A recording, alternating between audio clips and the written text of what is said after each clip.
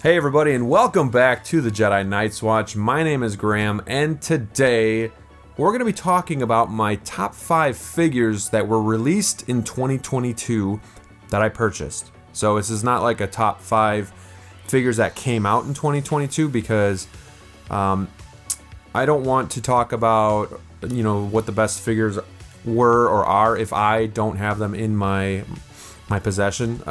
So like I know there are some really good figures that were released last year, but if I didn't buy them and I don't have them in hand, I don't feel like I can adequately tell you, that they're amazing or really good. So this is going to be the top 5 figures that I purchased last year that came out in 2022. If you're new to the channel, please like, subscribe, and ring that bell so you don't miss any new content coming your way, and leave me a comment down below so I can say hi to you. I'd love to hear from you. So, without further ado, we're going to do my top 5, and I want to start with an honorable mention, and it would be the Zack Snyder's Justice League 2-pack of Superman and the Nightmare Batman. All of these figures are great that I have because I don't typically like to buy bad figures, and Hot Toys doesn't really make a whole lot of bad figures. So, the reason why maybe this one isn't in my top 5 or higher is because we've kind of seen these figures before. It wasn't a reissue, but we've seen a lot of this. The Nightmare Batman I had it personally. I'm not so sure a whole lot of it is an upgrade. I liked not the battle damage of the original, but more of like the dirt and grime that was present on the figure. You're just missing a lot of that stuff here. But I do think the paint application is a lot better on the faceplates. They upgraded the coat. However, I'm still using my Kit Chen coat because I think that one is still superior. So there were some other improvements, but although it's still the same figure, the Superman is great. I love the black superhero outfit that he's wearing. I think it looks really good. I love that they fixed the arm joints so his arms can lay more naturally. Small improvement, but yet really big because he just looks a lot better. The head sculpt is the exact same. The hair part is still incorrect. So those things like that would kind of hold me back from saying it was in my top 5 because to me it's more of a reissue than anything else. And one more honorable mention for me would be Doc Brown from Back to the Future. I was really excited for this figure, and I think a lot of us were, and this was one of my most anticipated figures to come out this year or last year. And I think there was a lot of concern in the community that they were reusing the head sculpt from Back to the Future 2 figure Doc Brown. Because he is supposed to be younger in that version, and he's supposed to be older in Back to the Future 1.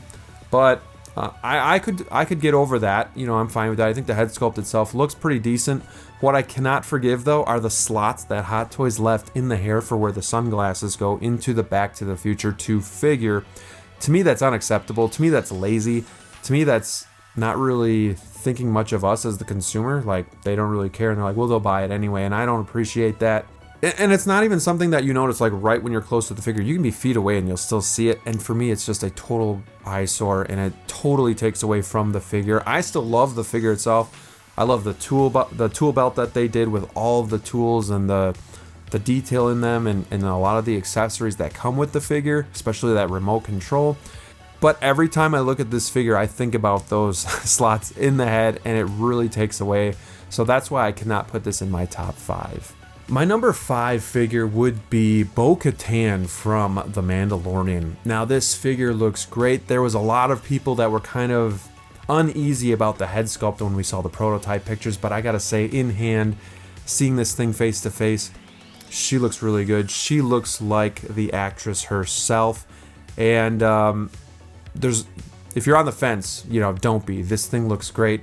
I do have some issues with it, and it's probably why it's not higher on this list, and that would be that she's not easily articulated. She's a very stiff figure, and not in a good way, I guess, because when the figure comes out of the box, you want it to be tight and whatnot, but it's really hard to swivel, the arms, the thighs, there's a single bend in the elbows, so a lot of that is just, it's really hard. You cannot get this figure into a dynamic pose, so that is a problem. The other problem is I don't know what Hot Toys is doing with their wrist pegs, but I've never had an issue with any other figure in my 3 years of collecting than I have with this figure here.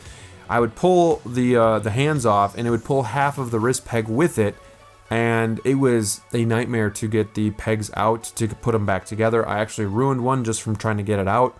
So I'm afraid to even switch out the hands, which no collector should be afraid to do. Like, that's a normal thing that we always do when we're posing our figures. So that's a big problem for me.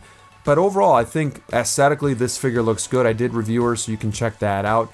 But Bo-Katan would be my number 5 figure in 2022. Number 4 to me is going to be kind of a boring release, and it might even be more boring because I don't have the full set. And it's going to be Return of the Jedi Scout Trooper. I love this Scout Trooper. This is my favorite Scout Trooper in the Star Wars universe. As a kid, I loved watching Return of the Jedi, and just seeing them on Endor, it was great. So I had the Mandalorian Scout Trooper, really good figure, and I really wanted this one. So it's a lot cleaner, it's more bright of a white, and the pouches are a little bit in a different area, but otherwise it's kind of the same as the Mandalorian. But to me, it's classic Star Wars, and that's what I collect. So the reason why I say it's kind of boring is because I didn't get it with the speeder bike. I just didn't really have, you could say I don't have the room, even though I have the cases here, but the way I'm displaying my figures, I don't really have the room for the bike. And I kind of wanted to save the funds for other figures, so I just got the Scout Trooper. Maybe one day I'll get the speeder bike, but this would be my number 4 figure. It even comes with a huge rifle, so they tried to give you as much as they could with this figure, even though there isn't a whole lot to it. My number 3 figure of 2022 is, let's stay with Star Wars. It's going to be the Snow Speeder Luke Skywalker. This thing has a lot of life, a lot of presence on the shelf. Your eye goes right to it because of the orange jumpsuit. There's a lot going on. Hot Toys, they kind of tried to think outside the box. They kind of tried to give you some things with the base that you could kind of modify it to how you want it to look.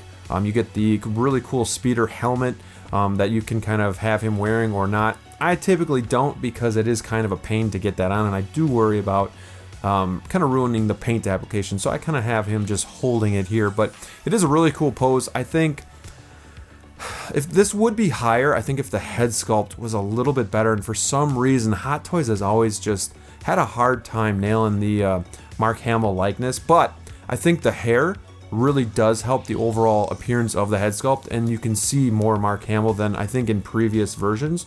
So I'm excited to see what happens when we get the Mandalorian Luke as well as the Cloud City Luke.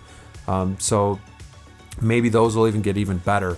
But this is still kind of the old head sculpt, but the hair really changed the look of this figure, and it's a really nice complement to my other Star Wars figures. Number 2 would be the DX19, the Dark Knight Trilogy Batman. And, I said before you could say some of these figures should be higher, but they're kind of like reissues. And I guess you could say the same thing about this, but I think they really did it right. It's a DX. It comes with a lot of good stuff. It's not perfect, but I think if you compare it to the DX2 or the DX12, that this is a really, really good figure, really vast improvement. If you had the armory, I don't think it's as big of a need to get this guy, but you're getting a new body. The scale is going to be a little bit more accurate, and he poses really nicely, and especially if you have the Bat Pod, this guy looks great next to that. But I just think maybe because I see what happened with the Batman Begins figure and just how, again, lack of an effort that they put into that one, and then this one where it's improved, it looks great. So maybe like because of that difference, I'm thinking like maybe I appreciate that figure even more, I guess is what I'm saying. So my number 2 would be the DX19, and it's pretty like even with like the top 3 are pretty even. You could like put Luke here and kind of swap him if you wanted. And my number 1 figure for 2022 that is in my collection is going to be the Boba Fett from Season 2 of Mandalorian. Some people call this the bird poop Boba, but I think he looks really good. I think what really stands out on this figure is the detail in the armor, and that's why I think he's number 1 for me, because I love the paint application here on the armor. Like the how they did it, they really just took the extra time to make this thing look so real, so detailed. You got all this paint kind of chipped away and missing, and it's really worn, and you can just tell by looking at it, it looks like it's been through hell and back. And this was such a badass scene in The Mandalorian when Boba Fett gets his armor and he's just taking everybody out. So I think that, with how good the figure came out, just puts this number 1 for me. No, this one doesn't have the head sculpt, and I know a lot of people are saying the 2-pack with the head sculpt is probably going to be, you know, the figure of the year. And I guess I kind of agree, because I have this as my number 1 that came out in 2022 that I have in my collection. So you could say that I agree with that. And I love this figure. He's really poseable. I love the base. I love these styles of base. The diorama base doesn't have to be huge and gaudy, but just a rock formation that makes the figure pop that much more on the shelf. So that would be my number 1 figure of 2022. We had a lot of Star Wars in here, guys. Let me know what you think of my list. Again, this is what's in my collection. I can't judge figures that came out that I don't have or have not seen in person. I just don't feel right doing that. So I hope you enjoyed the video. Don't forget to like, subscribe, ring the bell, and leave me a comment. Let me know what you think of my list. Hope you guys enjoyed the video. Until next time, stay safe out there, and we'll see you soon.